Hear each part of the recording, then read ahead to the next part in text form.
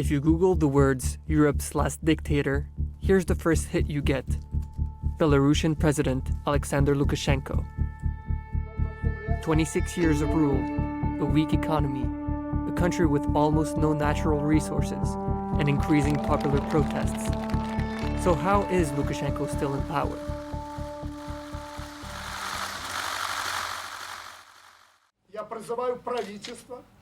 Lukashenko has run Belarus with an iron fist since 1994. He's been its first and only president since independence from the Soviet Union. He sees himself as the father of the nation, the protector of the Belarusian people, and the owner of the Belarusian country.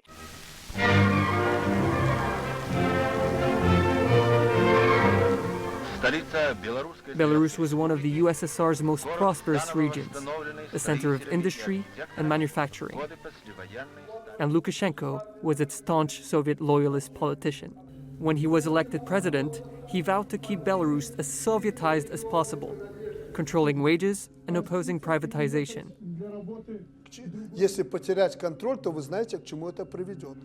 But while authoritarianism remained strong under Lukashenko, the economy didn't. Belarus's growth has stalled since 2012. Fast forward to today, COVID-19 has made life even more difficult for Belarusians. Человек болеет, ему плохо, или у него умирает родственник, правительство его обвиняют в том, что он практически сумасшедший, никакого вируса нет. The country was the only one in Europe with no measures to control or counteract the pandemic. Здесь нет вирусов никаких. Вот ты же не заметила, что они летают?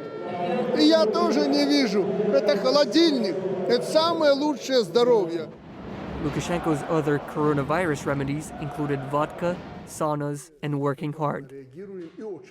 What Lukashenko is known more for is his decades of suppressing anyone who opposes him. Alexander Lukashenko is refusing to give in to growing demands for a new election. Security forces used rubber bullets, tear gas and water cannon to quash protests. More than 6,000 people have been detained and at least 2 people have been killed. Claims swell that the Belarusian opposition leader has been filmed speaking under duress. So far, opposition to Lukashenko inside Belarus has been weak. Opposition from outside, though, has been pretty much non-existent. How did he manage that? See, Belarus sits between Russia and the EU, and that's Lukashenko's advantage, playing the two sides against each other. Here's how. The country's weak economy depends heavily on Russia, especially Russian oil and gas. So you would think Lukashenko would be heavily influenced by Putin. But whenever he feels there's too much control from Russia, he turns to the EU, seeking economic integration and promising democratic reform. That scares Russia, which doesn't want to lose its influence. Here's an example. In 2009, Putin wanted Lukashenko to back the independence of 2 Georgian provinces, South Ossetia and Abkhazia, where Russian troops are now stationed. Lukashenko refused, so Russia banned one of Belarus's key exports, dairy. Lukashenko then went to the EU to certify Belarusian milk for the European market. Russia backed down. Belarusian milk, once again, flowed to Moscow. See? And whenever the EU goes after him over human rights, Lukashenko turns to Russia for help. There is always the risk that in doing so, Belarus will lose its sovereignty and become another Crimea or another Donbass or whatever. And this blackmail bargaining has been going on for over a decade. Putin and the EU are getting tired of this game. Russia has gas pipelines going through Belarus. They used to be a bargaining chip for Lukashenko. Now, Russia has built new pipelines that bypass Belarus. On the other side, the EU is turning up the pressure to democratize. We don't recognize the results presented by the Belarus authorities. So the feeling is Belarus's threat to move closer to Russia is not as effective as it used to be. However, this doesn't mean Lukashenko has been completely cancelled out. His security services are still largely loyal and keep him in power. Some of them have turned against him, but there aren't many of those. That's because the security personnel get good benefits and protection from prosecution. But for how long? Benefits and protection cost money, which is hard to come by during a pandemic and an economic crisis. Nobody's president forever. But Lukashenko is not really planning for succession, at least not anytime soon.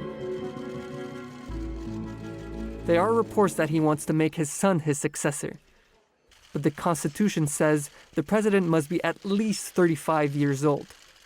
Lukashenko Jr. is 15, which might mean Lukashenko Sr. sees himself in power for at least another 20 years. If he does go, Спасибо, я сказал все, можете кричать, уходи. there aren't many others who could take over. A classic effect of most autocracies. A weak opposition. No alternative leadership.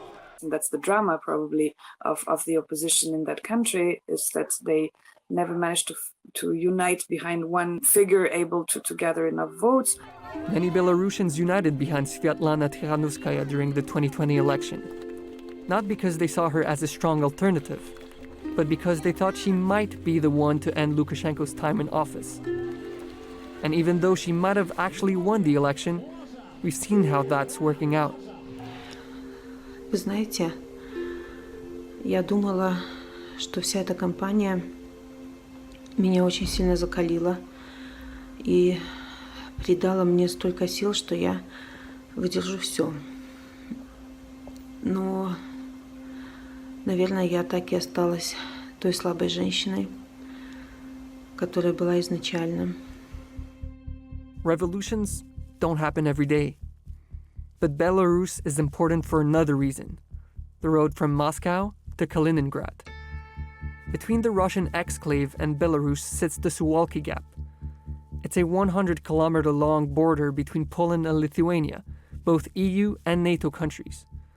So this area is important because it connects these members together, but it's hard to defend. If Belarus pivots to the EU and NATO, Kaliningrad could be further away from Russia.